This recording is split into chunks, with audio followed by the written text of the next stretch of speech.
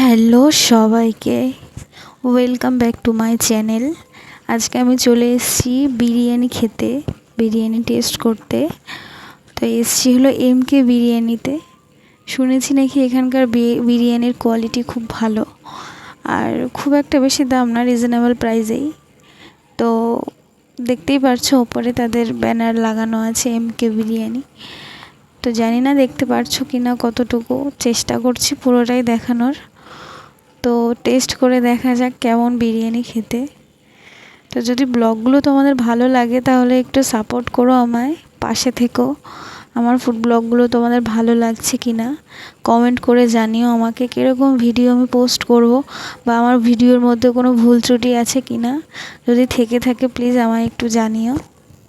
আর সবার কাছে আমার রিকোয়েস্ট, প্লিজ একটু আমার ব্লগগুলো অনেক অনেক শেয়ার করো, একটু আমাকে সাপোর্ট করো প্লিজ। সবাইকে একটা কথাই বলবো।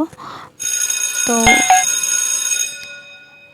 চলে এসেছি বিরিয়ানিওয়ালার দোকানে, চলো আমার পেছন পেছন দেখা যাক।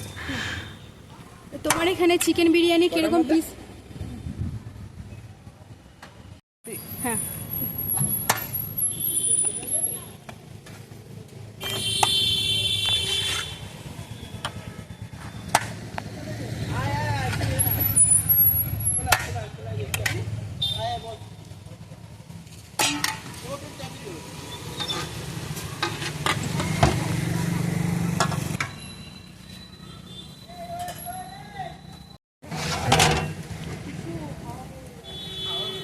তোমাদের এখানে স্টার্টিং কত থেকে হচ্ছে প্রাইস?